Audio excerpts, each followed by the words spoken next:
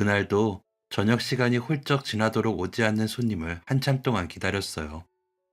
10분만 더, 30분만 더. 혹시 모를 손님을 기다리다 보니 늦은 밤이 되어서야 마감을 했습니다. 한자리에서 분식집을 운영하며 장사를 한 것도 벌써 10년째.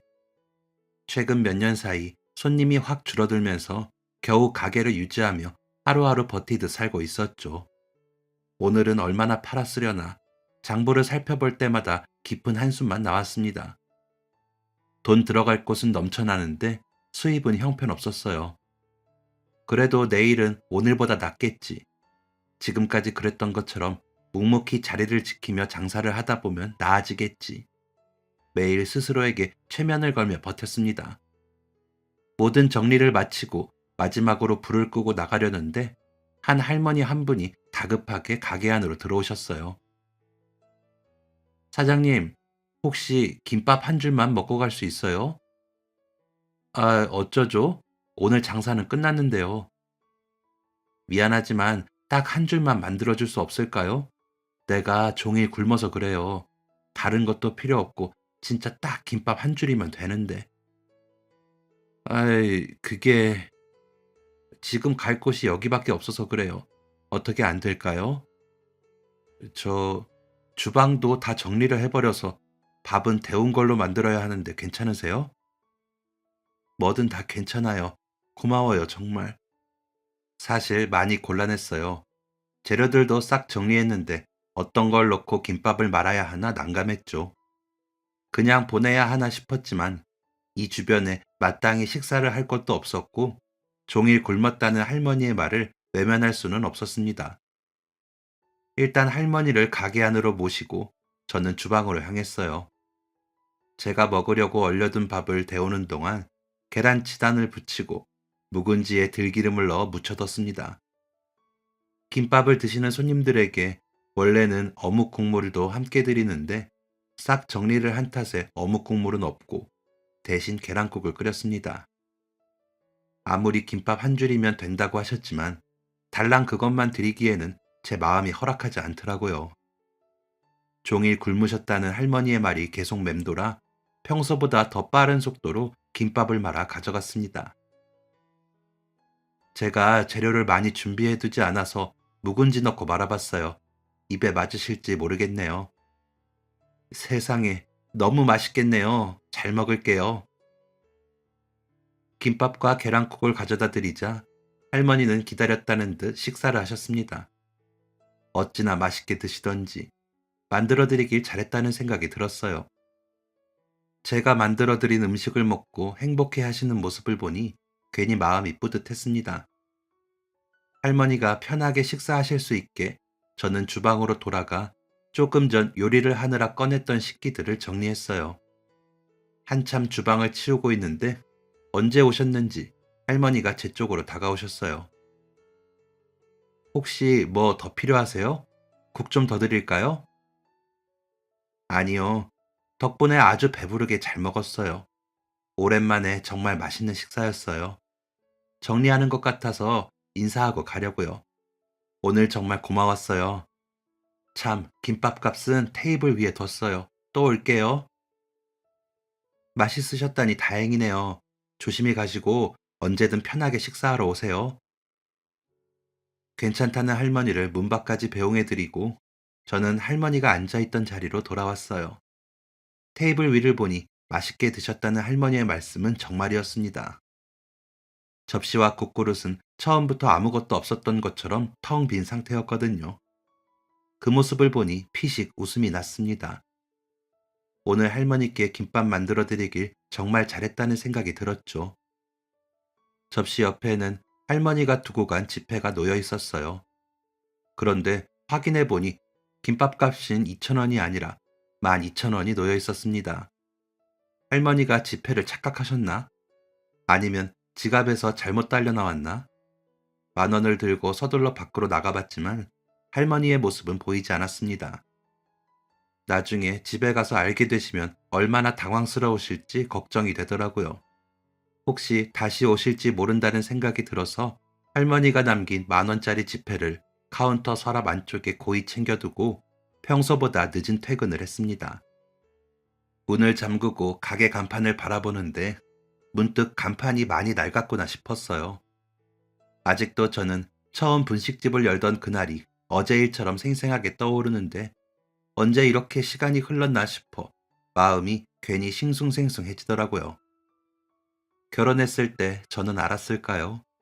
제가 이혼하고 홀로 딸을 키우며 저에게는 애증의 음식인 김밥을 팔고 있을 거라는 사실을요.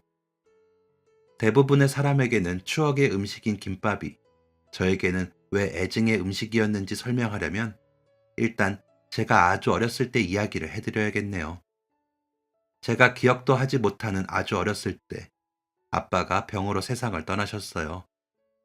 아빠가 떠나고 혼자 남은 엄마는 이제 막 학교에 입학한 8살 아들과 2살 딸을 홀로 키워야 했었죠.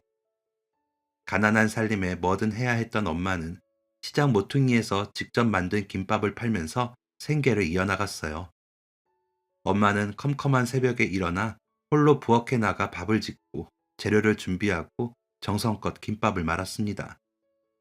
오빠가 일어나서 씻으면 김밥 한 줄을 썰어 상위에 올려두고 시장에 갈 준비를 했어요. 등에는 저를 업고 머리에는 김밥이 든 바구니를 이고 하루도 빠짐없이 시장으로 향하셨습니다. 시장에 도착하면 엄마는 제 손에 김밥 한 줄을 쥐어주고는 손님들을 향해 목청껏 외치곤 하셨어요. 김밥이 남기라도 하면 시장을 돌아다니면서라도 다 팔아야만 집으로 향하셨습니다. 자라면서 저는 자연스럽게 엄마를 돕게 됐어요. 비록 고사리 손이었을지언정 자신을 돕는 일손이 늘어나자 엄마는 하루에 2번씩 김밥을 말았습니다. 새벽에 말아서 아침 장사를 하고 오후에 말아서 저녁 장사를 했어요. 엄마를 도와야 했기에 친구들과 놀고 싶어도 학교가 끝나면 곧장 집으로 가야 했죠. 어린 마음에 그 시절에는 참기름 냄새도 싫었어요. 남들에게는 고소한 김밥 냄새가 저에게는 벗어날 수 없는 가난의 냄새처럼 느껴졌거든요.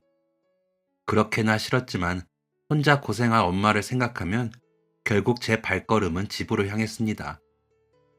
엄마가 이렇게 열심히 일을 하는 이유는 다 오빠 때문이었어요. 엄마는 눈이 오나 비가 오나 단 하루도 빠지지 않고 김밥을 말았습니다. 살림살이는 늘 빠듯했지만 공부를 잘하는 오빠를 위해 엄마가 할 수 있는 최선을 다했어요. 저는 오빠에 대해서 기억이 많진 않아요. 오빠와는 나이 차이도 많이 났고 공부하느라 늘 새벽에 나가 밤늦게 집으로 돌아왔기 때문에 마주칠 일도 잘 없었거든요. 다만 오빠도 저처럼 김밥을 싫어했던 건 기억이 나요. 저에게는 팔고 남은 김밥을 먹으라고 했던 엄마도 오빠를 위해서는 매일 새밥을 준비했거든요. 제가 중학생이 되었을 때 오빠는 서울에 있는 대학교에 입학했어요. 엄마는 오빠만 바라봤지만 오빠는 늘 집을 벗어나고 싶어 했어요. 자신을 따라다니는 가난의 꼬리표를 어떻게든 끊고 싶어 하는 사람 같았습니다. 오빠가 끊고 싶었던 가난의 꼬리표는 엄마와 저였을 거예요. 정작 엄마 옆에 있는 사람은 난데 지독한 짝사랑을 하는 것처럼 오빠만 바라보는 엄마도 그런 엄마에게 무관심한 오빠도 마음에 들지 않았습니다. 오빠는 대학생이 되면서 첫 등록금을 제외하고는 전부 장학금을 받으며 다녔어요. 과외 아르바이트도 하면서 생활비도 스스로 벌었고요. 엄마는 그런 오빠를 마냥 대견하게 생각했지만 저는 좀 달랐어요. 제가 느끼기에는 오빠가 가난의 꼬리표인 엄마와 저에게서 벗어나기 위해 서서히 준비하는 것 같았거든요. 성인이 됐으니 이제 자기 일은 알아서 하겠다. 그러니 엄마와 저도 알아서 살아라. 딱 이런 느낌이었죠. 제 예상이 맞았는지 오빠는 서울에 간 뒤로 1년에 한두 번 얼굴을 볼까 말까 할 정도였습니다. 무심한 오빠가 미웠지만 엄마는 늘 오빠의 행복만을 바랐어요. 저는 여상을 졸업하고 한 회사에 격리로 취직을 했어요. 말이 격리지 온갖 잡일을 도맡아 해야 했지만 더 이상 김밥을 말지 않아도 된다는 사실만으로도 행복했습니다. 이제 제 인생도 뭔가 달라질 것 같다는 기대가 생겼어요. 하지만 세상은 저에게 참 야박했어요. 제가 한참 새로운 세상에 대한 재미에 푹 빠져 있었을 무렵 엄마가 부쩍 아프기 시작했거든요. 평생을 고생만 해온 탓인지 엄마는 잔병을 달고 살았지만 며칠 동안 알아놓을 정도로 오래 아픈 적은 없었어요. 엄마는 별일 아니라고 했지만 혹시나 싶은 마음에 엄마를 끌고 가서 진료를 받았습니다. 병원에서 주사 좀 맞고 약이나 받으면 될 거라고 생각했는데 검사를 마친 의사 선생님은 뜻밖의 말씀을 하셨어요. 소견서를 써줄 테니 서울에 있는 큰 병원으로 가보라고요. 아무 일도 없을 거라고 엄마를 위로했지만 사실 그 말은 저에게 했던 말이었어요. 제발 별일 아니길 기도했지만 큰 병원에서 다시 검사를 받은 엄마는 말기암 판정을 받았습니다.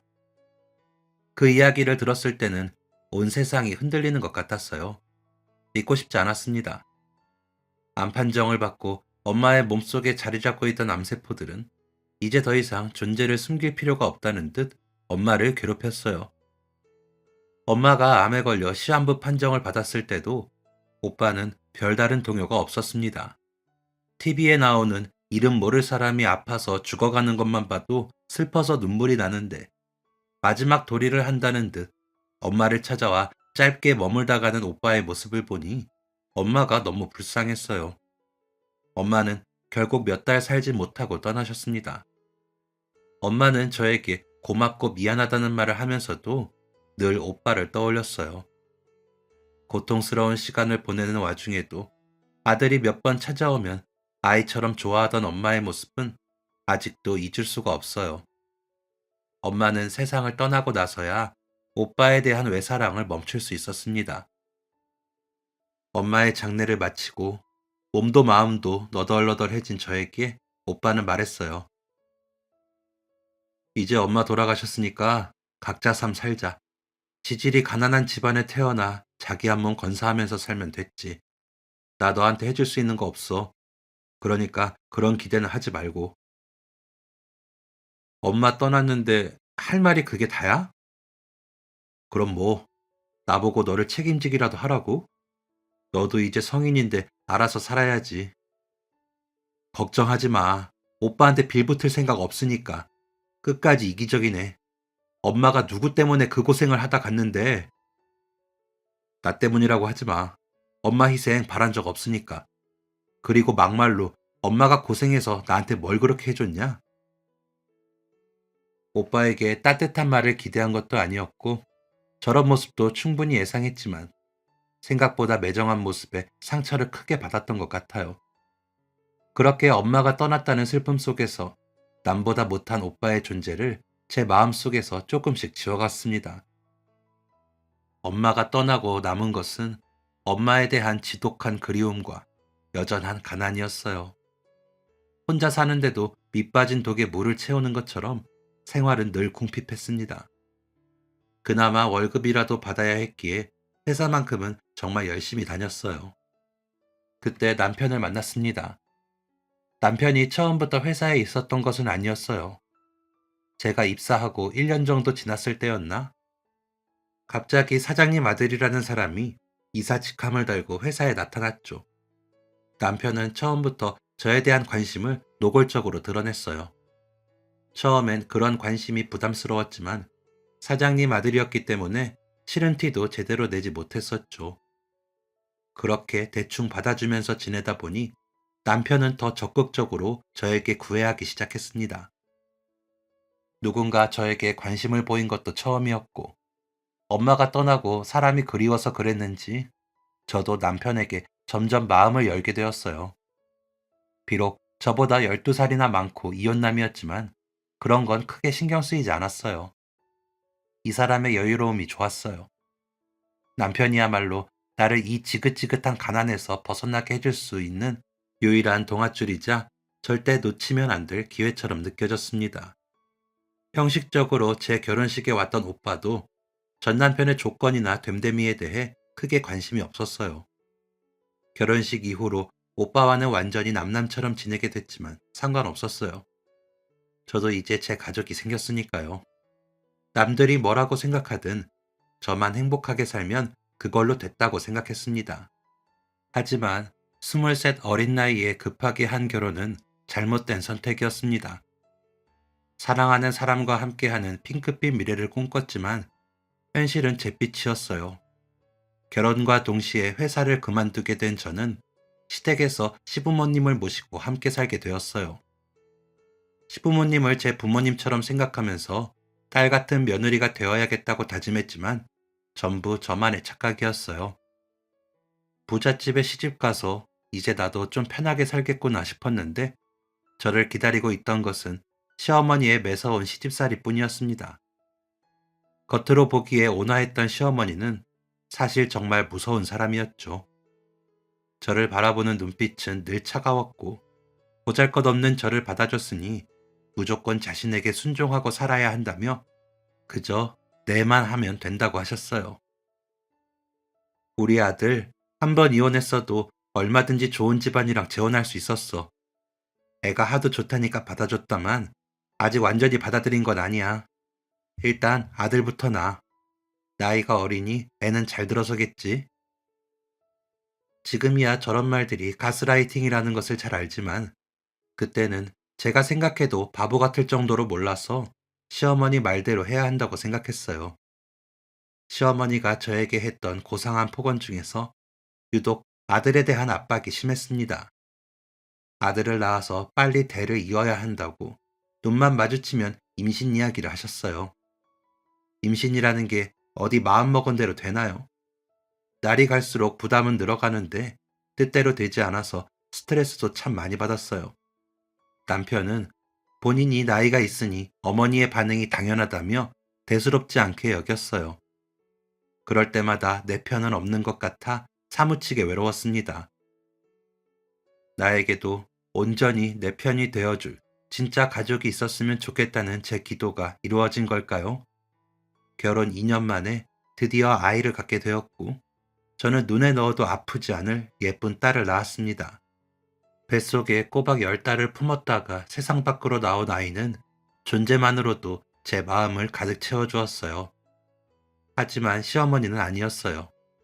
아이의 성별이 딸이라는 이유만으로 탐탁치 않아 했습니다. 아직 산후조리도 끝나지 않은 저에게 얼른 둘째를 낳으라고, 둘째는 꼭 아들이어야 한다며 닥달했어요.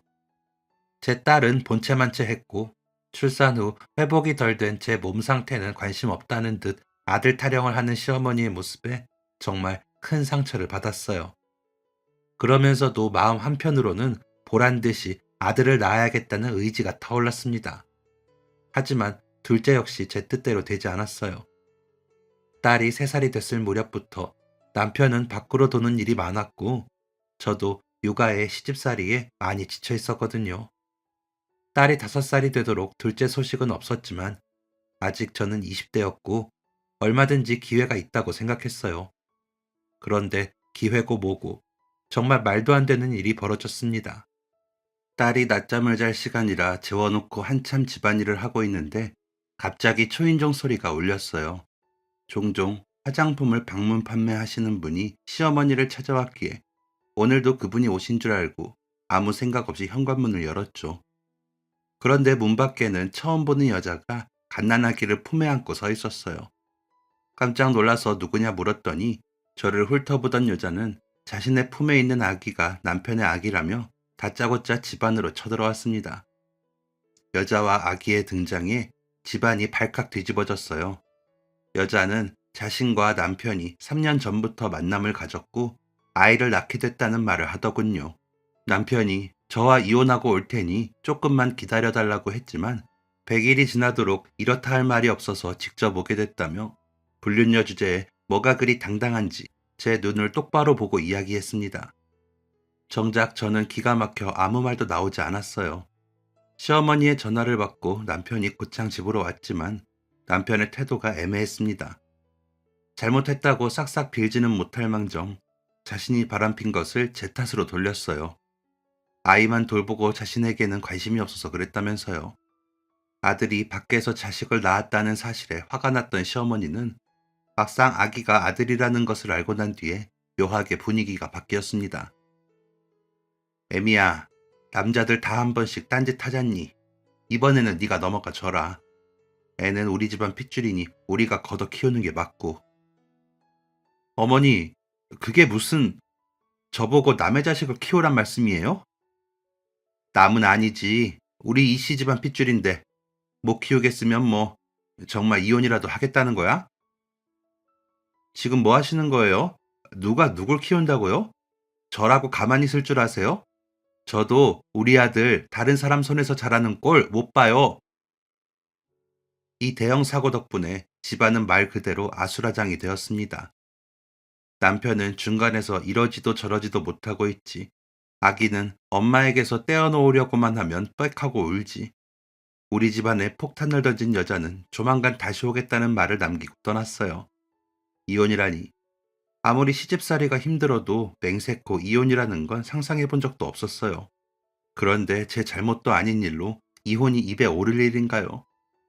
시어머니는 며칠 동안 저를 들들 볶으면서 이혼하기 싫으면 아이를 데려와서 키우라고 하셨어요. 남편 자식이 어떻게 남이냐며 저를 매정한 사람 취급하더라고요. 남편은 저에게 자신의 마음을 이야기했어요. 온갖 핑계를 대면서 둘러댔지만 결론은 제가 아닌 그 여자와 살고 싶다는 소리였어요. 남편이 저에게 속마음을 고백한 이후 둘이 무슨 이야기를 나눴는지 시어머니의 태도가 바뀌었습니다. 아이를 키우라는 말 대신 은근히 이혼을 부추기더군요. 시아버지가 섭섭치 않게 챙겨줄 거라면서요. 더 이상 가족들의 외면을 마주하는 것이 힘들었던 저는 결국 이혼을 선택하기로 했어요. 23살의 시집와 7년 동안 이 집에서 외딴 섬처럼 지냈던 지난 날들에 대한 보상은 고작 3천만 원이었습니다. 그리고 양육비 명목이라며 지방에 있는 작은 아파트 한 채를 줬어요. 시아버지가 가지고 있는 수많은 부동산 중에서 굳이 저 멀리 있는 지방에 있다는 걸 줬다는 것은 앞으로 볼일 없이 살자는 뜻이었겠죠. 그렇게 상처뿐인 결혼 생활을 끝내고 저는 아무 연고도 없는 지방으로 딸과 함께 내려왔습니다. 이제 가족이라고는 딸과 저 단 둘뿐이었습니다. 아무것도 모르는 아이를 보면 마음이 미어졌어요. 근데요, 참 신기하죠? 갑자기 저랑 둘이 살게 됐는데 딸은 아빠를 전혀 찾지 않더라고요. 그런 모습을 보면 차라리 이혼하기 잘했다 싶기도 했어요. 저는 가장이자 딸의 유일한 보호자로서 더 막중한 책임감을 느꼈습니다. 딸을 보란 듯이 잘 키우기 위해서는 돈을 벌어야 했어요. 그런데 막상 일자리를 구하려니 막막하더라고요. 아이가 유치원에 가 있는 동안 해야 하는 일을 구해야 하는데 그렇다 보니 선택의 폭이 많이 줄었습니다. 그러다 정말 운 좋게 집 근처에 있는 한 식당에서 오전부터 저녁 장사 준비까지 하는 일을 구하게 됐어요. 원래는 저녁 장사도 도와야 하지만 직장인이 몰리는 점심이 더 바쁘기도 했고 아이를 혼자 키우는 제 사정을 봐주신 사장님 부부 덕분에 그렇게 할 수 있었어요. 음식이야 어렸을 때부터 해왔고 결혼한 후로 살림은 혼자 다 했기 때문에 자신 있었어요. 엄마의 손맛을 물려받은 게 이럴 때 도움이 될 줄은 몰랐는데 시어머니의 구박이 무서워 서둘렀던 습관도 이곳에서 빛을 발했습니다. 그럴 때면 인생이 참 웃기기도 하고 슬프기도 했어요. 어쨌든 이곳에서는 손도 빠르고 야무지다는 칭찬을 받으며 지냈으니까요. 정말 오랜만에 다른 사람에게 칭찬을 받으니 일하는 게 참 즐거웠습니다. 처음 몇 달은 아무 문제 없었어요. 아이도 이곳 생활에 잘 적응했거든요. 그런데 계절이 바뀌면서 아이가 아픈 날들이 부쩍 많아졌어요. 다행히 큰 이상이 있는 건 아니었지만 늘 감기를 달고 살았고 열이 오를 때면 저에게만 매달리는 탓에 자꾸 일을 빠지게 됐죠. 사장님 부부는 최대한 제 편의를 봐주셨지만 언제까지 가게에 피해를 줄 수도 없는 노릇이고 결국 저는 일을 그만두기로 결정했습니다.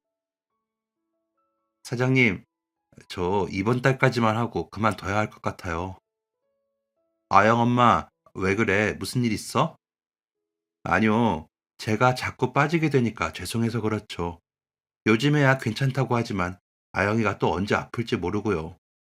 사장님이 편히 봐주시는 거 너무 감사한데 계속 그러기가 죄송스러워서 안 되겠어요.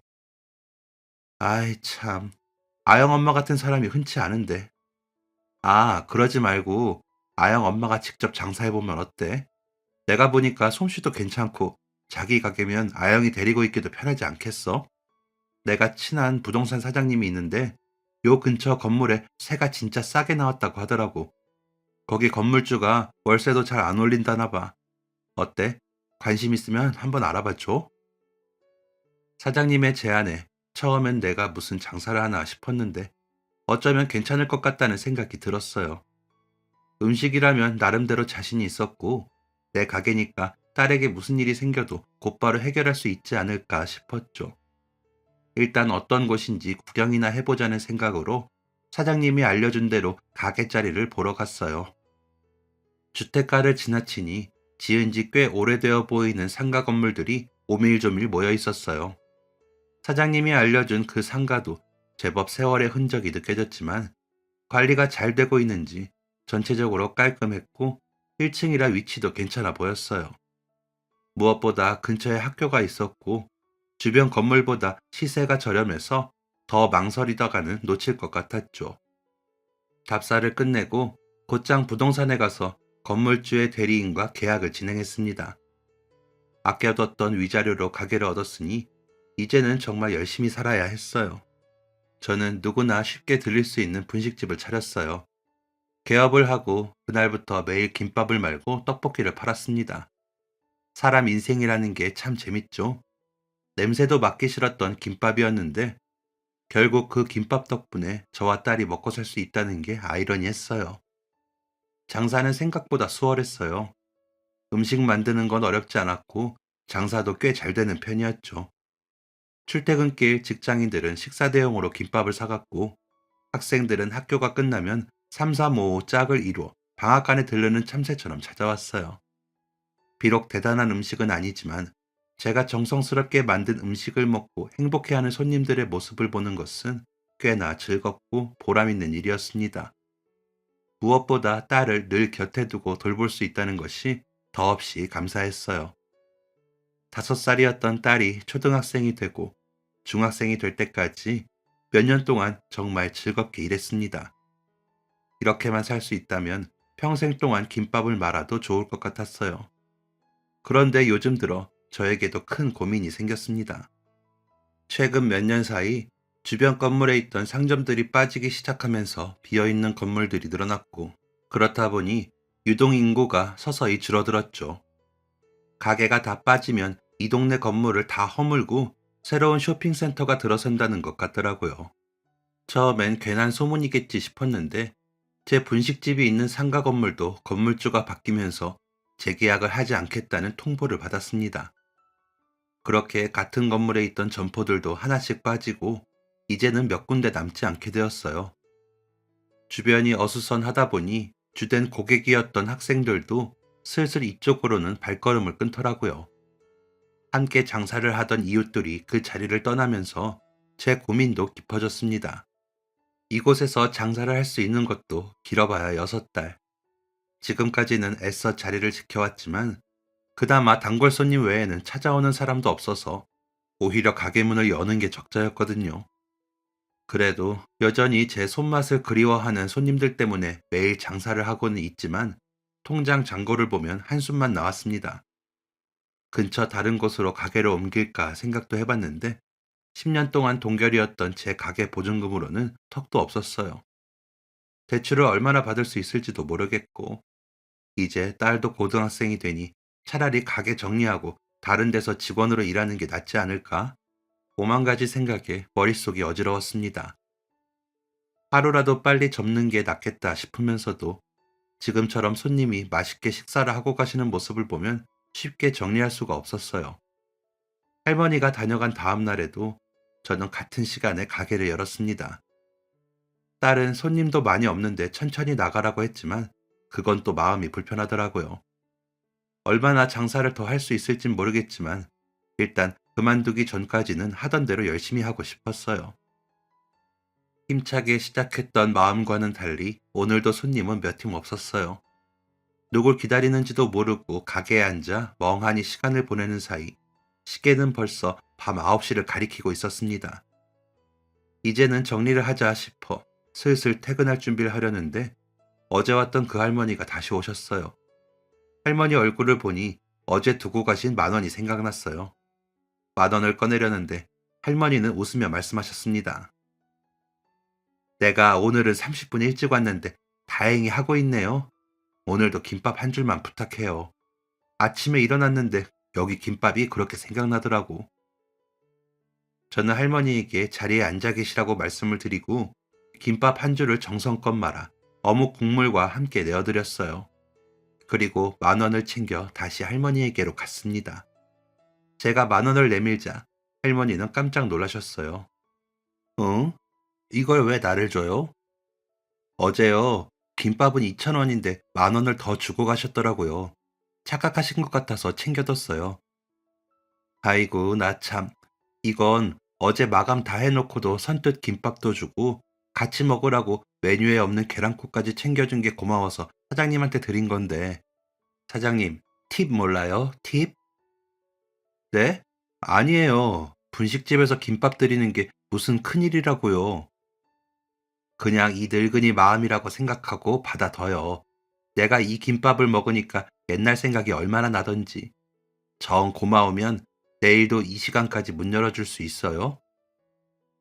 제 김밥을 먹고 옛날 생각이 났다던 할머니의 눈가는 어딘가 모르게 촉촉하게 젖어들었습니다. 더 이상 거절하는 것도 예의가 아닌 것 같아 저는 할머니가 주신 10,000원을 다시 소중하게 챙겼어요.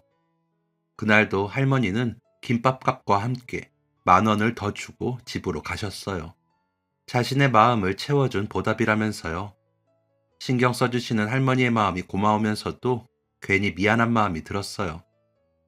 다음날 밤 9시가 다가오자 저도 모르게 문 쪽을 바라보게 되었습니다. 할머니가 오늘도 진짜 오실까? 제 의심이 무색하게 할머니는 다음날도, 그 다음날도, 또 그 다음날도 밤 9시가 되면 어김없이 가게에 찾아와 김밥 한 줄을 주문하셨어요. 그러고는 김밥값에 꼭 10,000원을 더 얹어주고 가셨습니다. 할머니의 방문이 길어지면서 저는 할머니가 식사하시는 동안 말동무가 되어드렸어요. 저에게 꼬박꼬박 존대하셨던 할머니는 제 간곡한 부탁에 말씀을 편히 하게 되셨죠. 할머니의 과거 이야기를 들을 때면 시간 가는 줄 몰랐습니다. 할머니 얘기를 들으면 먼저 떠난 엄마 생각이 많이 났어요. 할머니도 남편을 일찍 여의고 자식 한 명을 혼자 키우느라 안 해본 일 없이 고생하면서 사셨더라고요. 별다른 기술도 자본도 없었던 할머니는 매일 시장 한쪽 구석에 자리를 잡고 나물도 팔고 과일도 팔고 직접 밭에서 캔 감자도 팔고 팔 수 있는 건 다 팔 정도로 돈 되는 일이라면 뭐든 하셨대요. 그때는 가진 것 하나 없어도 내가 젊고 건강하니까 뭐든 할 수 있다고 생각했어. 우리 사장님도 혼자 자식 키워봐서 알지? 일이 아무리 힘들어도 내 새끼 웃는 거 보면 피로가 싹 가시잖아. 그때는 우리 딸만 생각하면 무서울 게 없었지. 그렇게 악착같이 일하면서 매일 시장에서 파는 김밥 한 줄로 하루를 버텼어. 하나 있는 딸 생각만 하면서 할 수 있는 일은 닥치는 대로 했던 할머니. 그러면서 점포도 갖게 되고 어느 정도 먹고 살 수 있게 되었는데 10년 전 할머니에게 비극이 찾아왔습니다. 먹을 거 안 먹고 잘 거 안 자면서 버텼던 이유는 다 딸 때문이었어. 그런데 10년 전에 뭐가 그렇게 급하다고 딸이 먼저 떠났어. 이름도 생소한 희귀병이었는데 발견도 워낙 늦었고 치료 방법도 마땅치 않아서 병실에서 갇혀 지내다가 갔지. 눈부신 시절은 찰나였는데 그렇게 허망하게 갈 줄 알았더라면 딸이 떠나고 나도 따라갈까. 하루에도 수십 수백 번 생각했는데 뭐 그리 미련 많은 삶이라고 아직까지 꾸역꾸역 살아가고 있네. 그게 벌써 10년 전이야. 다른 사람들한테는 말도 못하고 지금까지 속에 묻어두고 살았는데 그날 사장님이 말아준 김밥 한 줄이 왜 그렇게 눈물나게 위로가 됐는지 모르겠어. 내 인생 가장 치열하게 살았던 그때가 떠오르더라고. 힘들었지만 행복했던 그 시절 말이야. 겉으론 웃고 있지만 할머니의 마음속에 눈물이 흐르는 것이 느껴졌어요. 저에게 진심으로 고맙다고 말을 전한 할머니는 앞으로도 매일 오겠다는 말씀을 하셨습니다.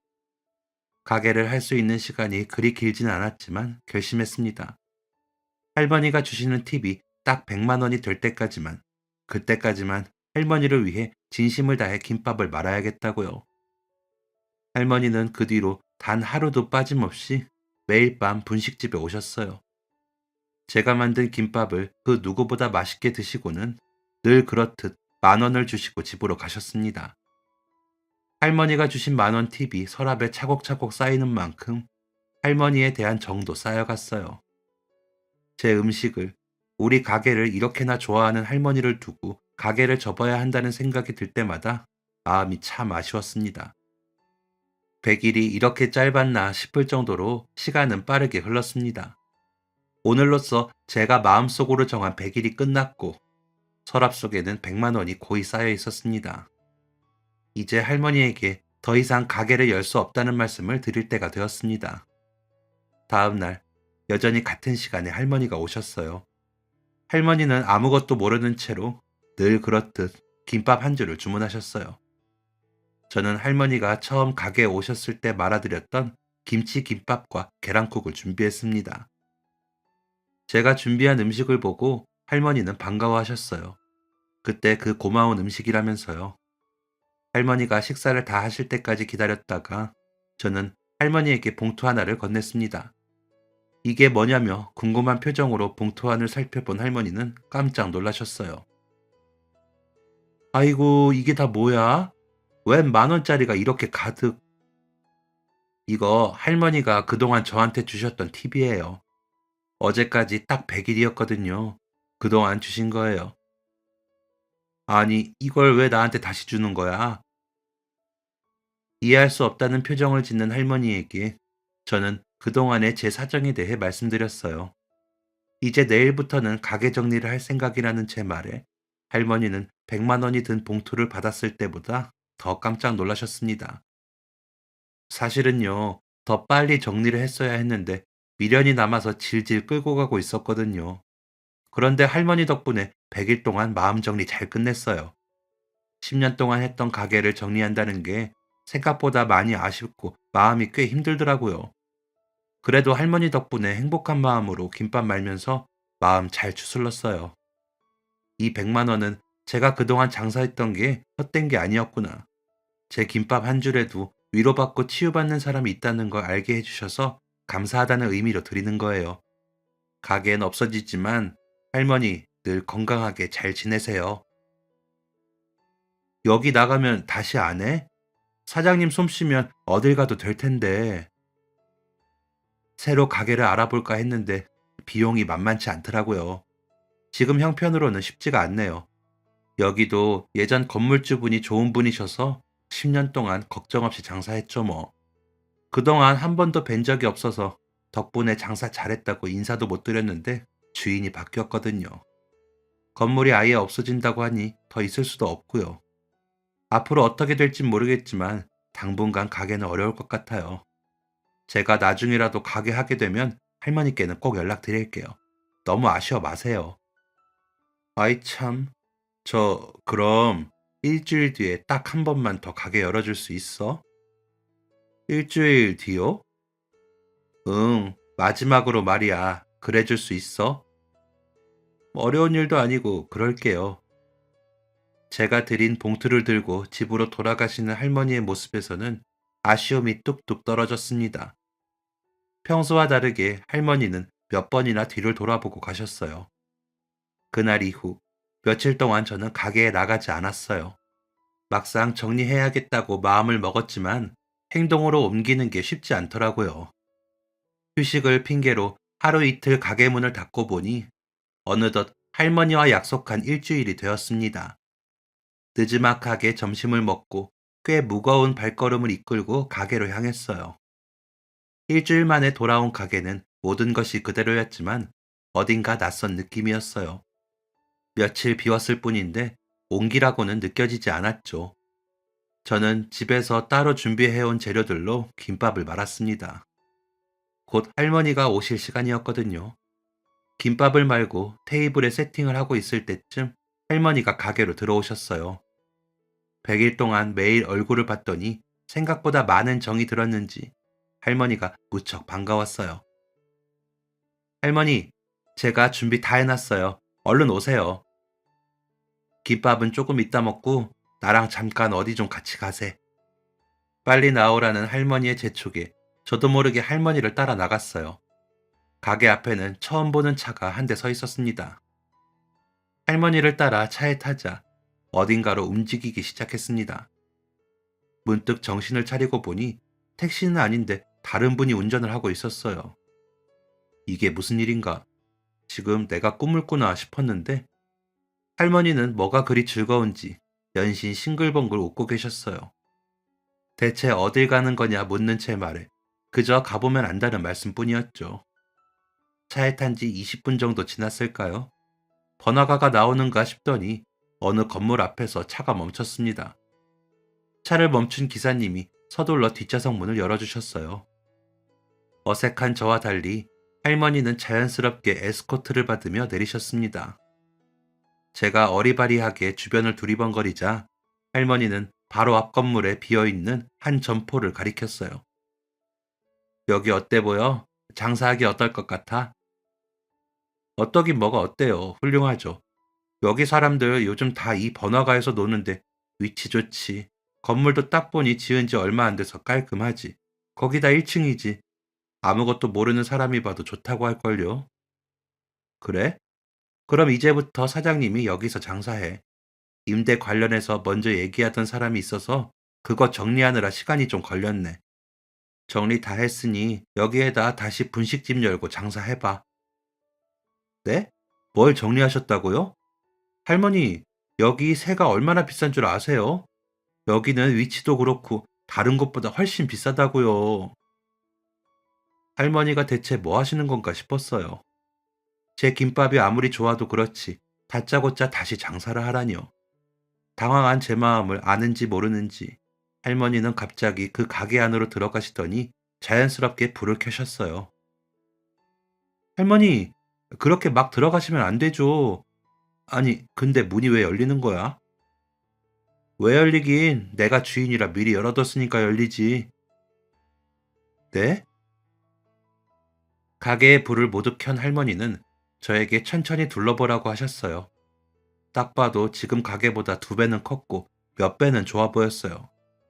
이게 지금 무슨 상황인가 싶어 멀뚱멀뚱 서 있는 저에게 할머니는 웃으며 말씀하셨습니다. 사실 지금 있는 가게 건물 말이야. 원래 주인이 나였어. 네? 거긴 내가 악착같이 벌어서 마련한 첫 건물이었지. 우리 딸 시집을 가든 공부를 하든 사업을 하든 하고 싶은 거 생겼을 때 주고 싶어서 아끼고 또 아껴뒀던 건데 딸 떠나고 10년이면 이제 됐다는 생각에 미련도 버릴 겸 정리했지. 근데 막상 팔고 나니까 왜 그렇게 마음이 허전한지. 그날 처음 김밥 먹었던 날 말이야. 유난히 마음이 시끄러워서 그냥 마지막으로 한번 볼까 해서 갔던 거야. 아무도 본 적 없는 그 소문의 건물주가 할머니셨다고요? 뭘 소문씩이나. 그 건물 허물 거라는 건 들어서 알고 있었는데 우리 사장님 가게에서 김밥을 먹다 보니까 괜히 팔았나 싶었어. 근데 나한테 봉투까지 주면서 고마웠다고 이제 그만하겠다고 하는데 어떻게 가만히 있을 수 있겠어? 여기 이 자리 지금이랑 똑같은 조건으로 줄 테니까 우리 사장님이 원할 때까지 실컷 장사해봐. 제가 지금 무슨 소리를 듣고 있는 건지 정말 믿을 수가 없었습니다. 원래 자리랑 몇 배나 임대료 차이가 나는 곳인데 지금과 같은 조건으로 장사를 하라니. 이게 무슨 행운인가 싶으면서도 염치 없이 그럴 수 없다는 생각이 들었어요. 할머니, 제가 여기 임대료를 모르는 것도 아니고 어떻게 그래요? 저를 좋게 봐주셔서 이렇게 말씀 주신 것만으로도 너무 감사해요. 사장님이 나한테 돌려준 100만 원, 그걸 들고 집에 가서 보니까 마음이 그렇게 따뜻할 수가 없더라고. 그것만으로도 사장님은 이미 넘치도록 값을 치렀어. 사장님이 나한테 마음 써준 만큼 나도 내가 해줄 수 있는 거 해주고 싶었어. 주인이 자기 마음대로 하겠다는데 뭐가 문제야. 안 그래? 그래도 제가 정말 그렇게 해도 되는지. 믿을 수 없는 기적 같은 행운에 눈물이 왈칵 쏟아졌습니다.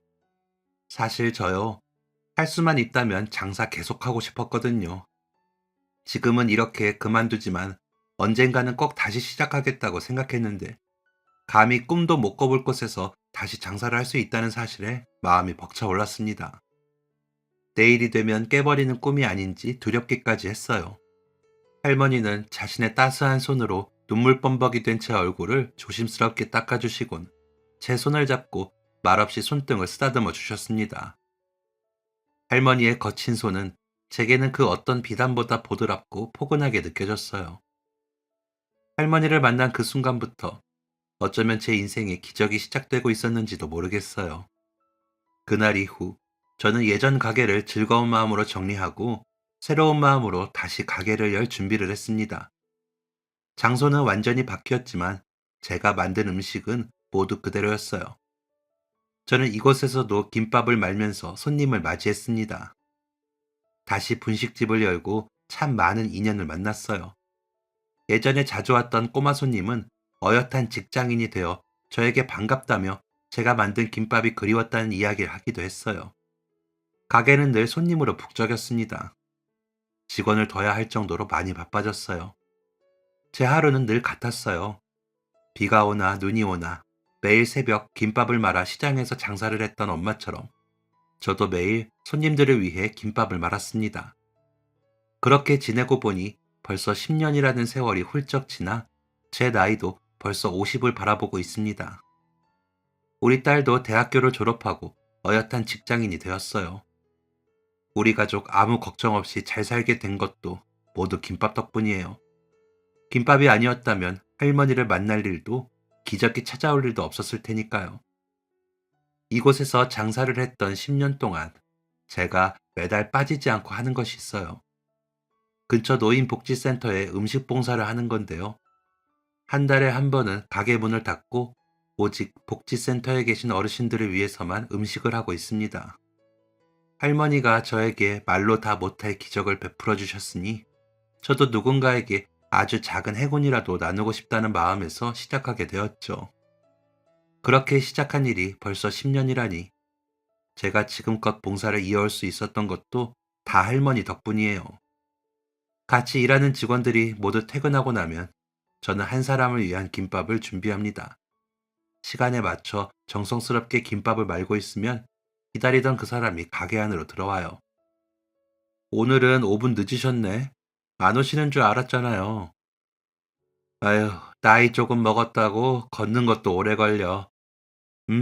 김밥 냄새는 매일 맡아도 좋아. 오늘 식사는 어떻게 하셨어요? 뭐 그냥 대충. 요즘 입맛이 통 없더라고. 근데 이상하게 여기만 오면 입맛이 돌아. 사장님, 솔직히 말해봐. 여기에 뭐 넣었어? 할머니, 거기 제 사랑이 듬뿍 들어가 있었잖아요. 매일 드시면서 그걸 모르셨어요? 입맛 없으시면 점심에도 가게로 오세요. 약도 드셔야 되는데 속 비어 있으면 안 좋잖아요. 할머니가 오래오래 건강하게 사셔야 저도 여기서 오래오래 장사하죠. 내가 사장님 때문에 죽지도 못하겠어. 우리 분식집의 VVIP 손님이자 제 인생의 가장 특별한 은인. 할머니는 여전히 매일 밤 김밥을 드시러 오십니다. 요즘 들어 힘에 부친다고 못 오실 때가 있어서 걱정이지만 그래도 연세에 비해 건강한 모습을 유지하고 계세요. 10년이라는 세월 동안 매일 얼굴을 마주하고 함께 식사를 하다 보니 이제는 엄마와 딸처럼 서로에게 정말 소중한 존재가 되었어요. 한 집에서 같이 밥을 먹는 사람을 식구라고 하잖아요. 할머니와 저도 한 식구나 마찬가지죠. 이렇게 매일 서로 온기를 나누며 안부를 주고받고 일상을 공유하고 이런 소소한 일들이 얼마나 감사하게 느껴지는지 모르겠어요. 매일 밤 가게 문을 닫고 돌아갈 때면 저는 10,000원이 가져다 준 기적을 떠올려요. 할머니가 주신 10,000원은 고단했던 제 인생에 찾아온 기적의 씨앗이었어요. 그 10,000원 덕분에 저는 다시 힘을 낼 수 있었습니다. 지금도 가끔 할머니는 팁이라며 10,000원을 주고 가세요. 저는 그 돈을 차곡차곡 모아 또 다른 기적을 위해 사용할 생각입니다. 앞으로 얼마가 될지 모르겠지만 지금까지 그랬던 것처럼 저는 앞으로도 김밥을 말면서 이 자리를 지키겠습니다. 제 김밥 한 줄에 할머니가 깊은 위로를 받았던 것처럼 또 다른 누군가에게 제 김밥이 기적이 되길 바라면서 하루하루 감사히 여기며 살아가겠습니다. 지금까지 사연 들어주셔서 감사합니다. 사연이 재밌으셨다면 구독과 좋아요를 눌러주세요. 감사합니다. 안녕히 계세요.